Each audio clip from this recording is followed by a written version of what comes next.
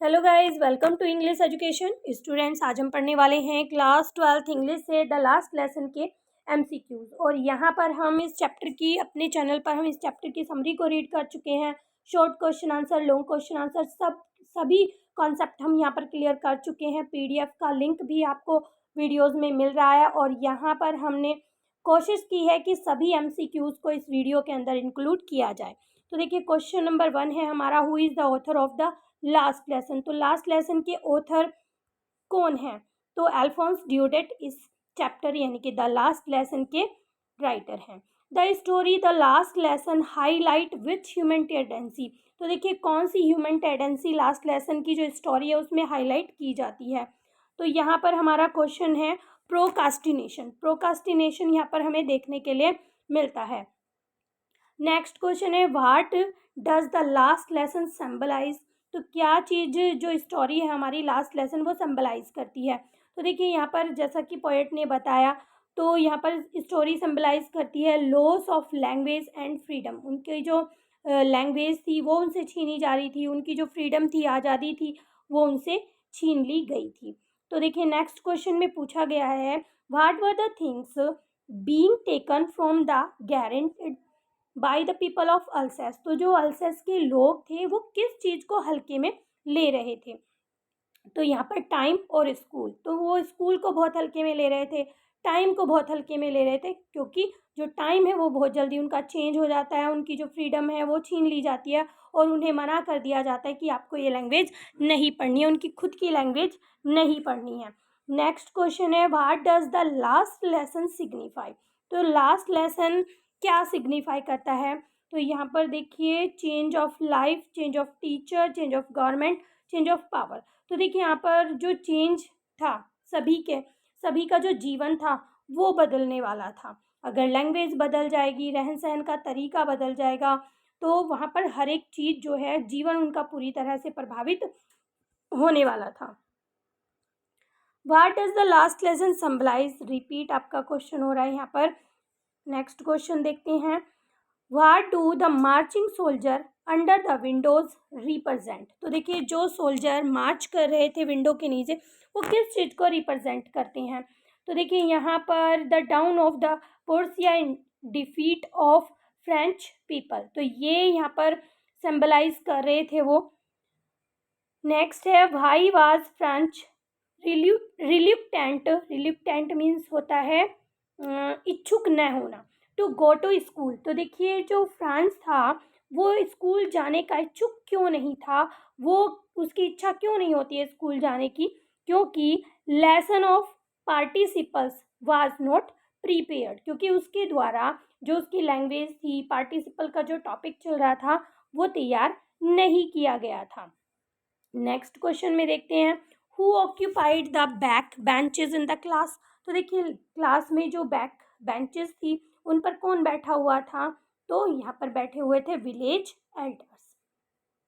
Next question है, what did French find on reaching the school. तो देखिए, school में पहुँचने पर फ्रांच क्या देखता है, उसे क्या मिलता है।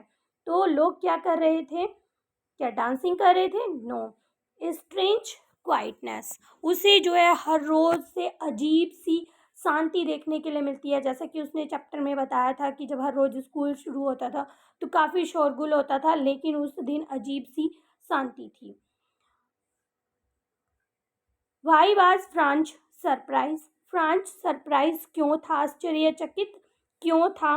Because of M Hamel's kind and polite behaviour. क्योंकि उस दिन जो हैमल थे वो बहुत काइंडली बिहेव कर रहे थे, बहुत पोलाइटली बिहेव कर रहे थे, इसलिए जो फ्रांच था वो बहुत ही आश्चर्यचकित होता है, क्योंकि वो जो है काफ़ी स्ट्रिक्ट थे, काफ़ी रूड थे, लेकिन आज जो उनका बिहेवियर था वो काफ़ी बदला हुआ था। Y was French feeling regret and sad. तो देखिए, फ्रांच को पछतावा क्यों होता है और वो उदास क्यों होता है। For not learning his mother tongue. क्योंकि आज देखिए, फ्रांच इसलिए दुखी था क्योंकि उसने अपनी मदर टंग को, जो उसकी मातृभाषा थी, उसको नहीं सीखा था, उस पर ध्यान नहीं दिया था। What did Houser bring. तो देखिए, हाउजर क्या लेकर आया था, ओल्ड प्राइमर, पुरानी एक किताब लेकर आया था।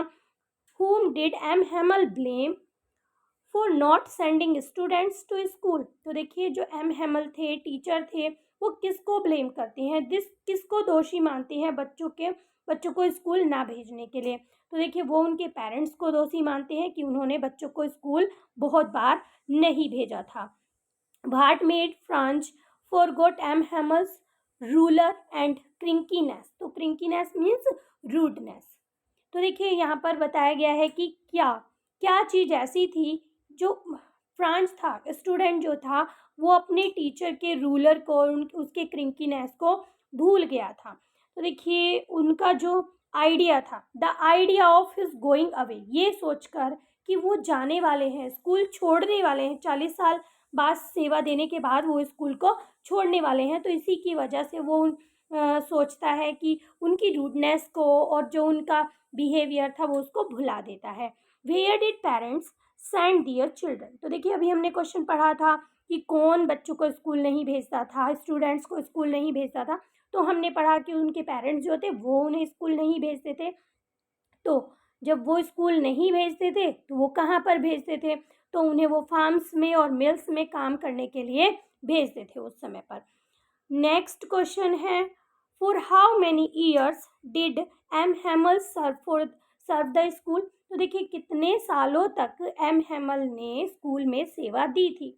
तो यहाँ पर आपका आंसर है 40 ईयर्स। इतने सारे क्वेश्चन करने के बाद, इतने सारे शॉर्ट क्वेश्चन आंसर करने के बाद लोगों को, मुझे नहीं लगता है आपको कोई चैप्टर में डाउट बचेगा। फिर भी अगर आपकी कोई क्वेरी होगी तो आप कमेंट सेक्शन में लिख सकते हैं।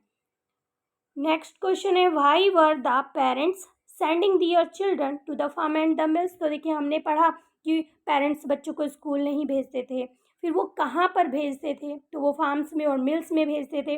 फिर वो क्यों नहीं भेजते थे? सवाल उठता है ये वाला कि पेरेंट्स अगर उन्हें स्कूल नहीं भेजते थे तो वो उस समय क्यों उन्हें स्कूल नहीं भेजते थे? तो देखिए टू अर्न मनी, क्योंकि उन्हें जो है पैसे की ज़रूरत थी, वो धन कमाना चाहते थे, इसलिए वो स्टूडेंट्स को स्कूल नहीं भेजते थे। Why did mister M Hamel call the French language the most beautiful? तो देखिए जो एम हेमल है, टीचर हैं, वो फ्रेंच को मोस्ट ब्यूटीफुल लैंग्वेज क्यों बोलती हैं? Because it was the clearest and logical, क्योंकि वो कहते हैं जो फ्रेंच लैंग्वेज है वो सबसे ज़्यादा क्लियर है और लॉजिकल है। नेक्स्ट क्वेश्चन है आपका, what was Franz expected to be prepared for at school that day? तो देखिए यहाँ पर फ्रांस जो है, फ्रांस की क्या एक्सपेक्टेशन थी कि स्कूल में क्या पढ़ाया जाएगा, क्या तैयार करके ले जाना है? तो वो हमारा टॉपिक था participle. When people are enslaved, what key do they have to the prison according to M Hamel? तो देखिए ये लाइन एम हेमल ने चैप्टर के बीच में कही थी कि वो जो लोग दास होते हैं ना, तो उनकी जेल की चाबी क्या होती है? क्या होती है उनके लिए जेल की चाबी? तो जो उनकी मदर टंग होती है ना, वो उनकी प्रिजन की यानी कि उनकी जेल की चाबी का काम करती है। नेक्स्ट क्वेश्चन है, what did France notice that was unusual that day? तो देखिए फ्रांस ने क्या नोटिस किया उस दिन, क्या यूजुअल चीज़ थी जो उसने नोटिस की? तो स्ट्रेंज क्वाइटनेस, अजीब सी शांति थी जो हमेशा नहीं हुआ करती थी। वो कह रहे काफ़ी शोर शराबा हुआ करता था, गली से ही सुनाई दे जाती थी जो आवाज़ें आती रहती थी, लेकिन उस दिन क्या था, बिल्कुल संडे की तरह, बिल्कुल क्वाइट शांति थी वहाँ पर, बिल्कुल ऐसा लग रहा था जैसे आज हॉलीडे है, संडे है। What had been put up on the bulletin board that day? उस दिन बुलेटिन बोर्ड पर क्या लिखा हुआ था? क्या था बुलेटिन बोर्ड पर?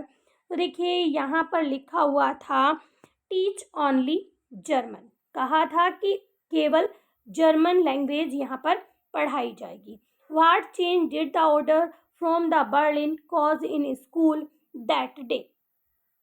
तो देखिए बर्लिन से ऑर्डर आता है तो क्या चेंजेस देखने के लिए मिलते हैं स्कूल में? तो देखिए स्ट्रेंज क्वाइटनेस होती है और सैडनेस होती है। सभी बिल्कुल शांत हैं, सभी एकदम दुखी होते हैं जब उन्हें ये पता चलता है कि हमें अपनी लैंग्वेज को छोड़ना पड़ेगा। जो टीचर है उन्हें पता चलता है कि हमें स्कूल को छोड़ना होगा, तो यहाँ पर क्योंकि वो लैंग्वेज टीचर थे तो बहुत ही अजीब सी क्वाइटनेस होती है और सैडनेस होती है क्लास में और स्कूल में भी even.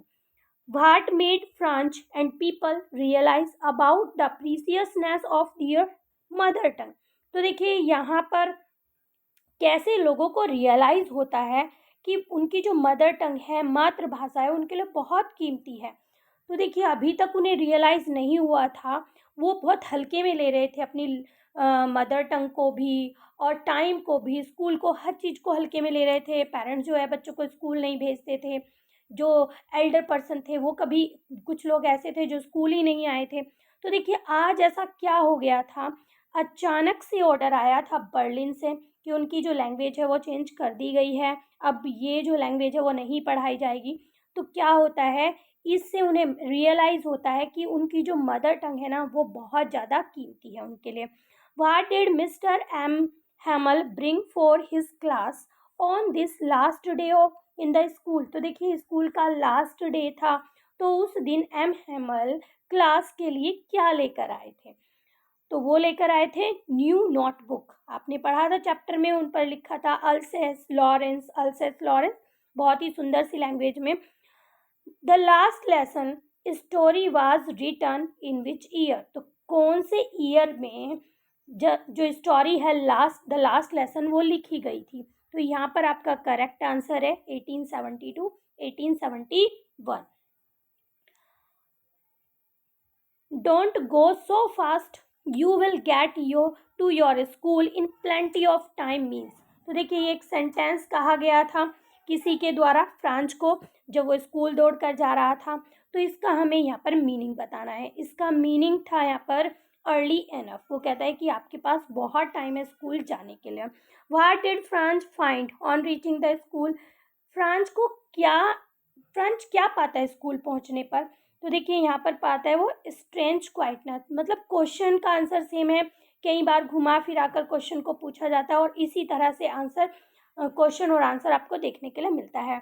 What does the expression in great डेट ऑफ स्कॉल्डिंग मीन? तो देखिए यहाँ पर ये दिया गया है, इसका मीनिंग हमें यहाँ पर बताना है। तो इसका मीनिंग है very badly scared of scolding, तो यानी कि वो डांटे जाने से बहुत बुरी तरह से डरा हुआ था।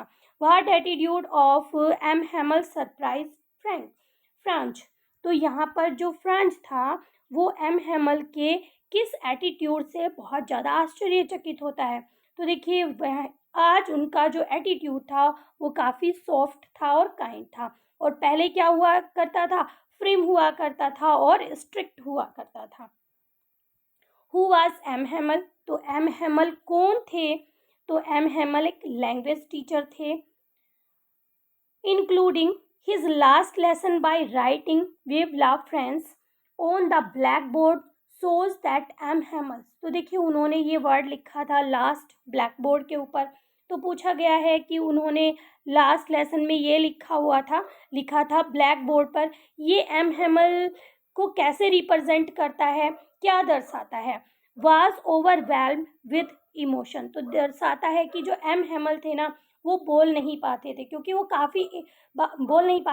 काफ़ी इमोशनल हो जाते हैं, और वो जो है इस इमोशन में बोल नहीं पाते हैं और वो ये वर्ड्स लिखते हैं वहाँ पर। Why would M Hamel not is called little Franz? तो देखिए लिटिल फ्रांच काफ़ी लेट हो गया था, फिर भी एम हैमल ने उन्हें क्यों नहीं डांटा होगा?